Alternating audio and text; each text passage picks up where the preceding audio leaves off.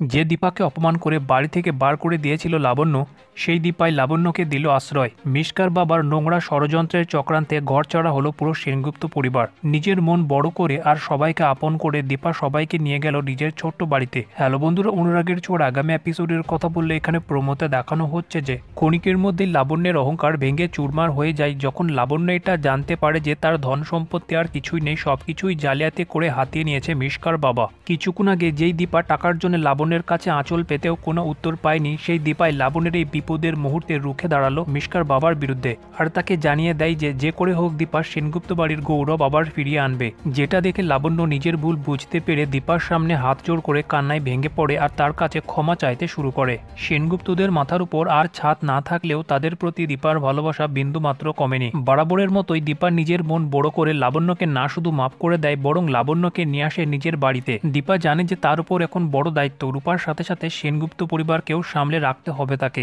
দীপা বলে যে লাবণ্যর কোনো অসুবিধা হতে দেবে না, সে নিজে করবে লাবণ্যের সব রকমের দেখাশোনা। আর লাবণ্য দীপার এমন কথা শুনে বুঝতে পারে যে সে দীপার সাথে কত বড় একটা ভুল করছিল, সবকিছুর জন্য দীপাকে দায়ী করে। যেখানে রাত্রিবেলা দীপা লাবণ্যের জন্য খাবার আনলে লাবণ্য দীপার সামনে কান্নায় ভেঙে পড়ে আর বলে যে এ সবকিছুর জন্য যদি কেউ আসল দায়ী হয়ে থাকে তাহলে সেটা হচ্ছে আমি। দীপা, পারলে তুমি আমাকে ক্ষমা করে দিও। জানি না কতদিন বাঁচবো, কিন্তু তুমি আজ যেটা করেছো সেটার জন্য সারা জীবন আমি তোমার কাছে ঋণী হয়ে থাকবো।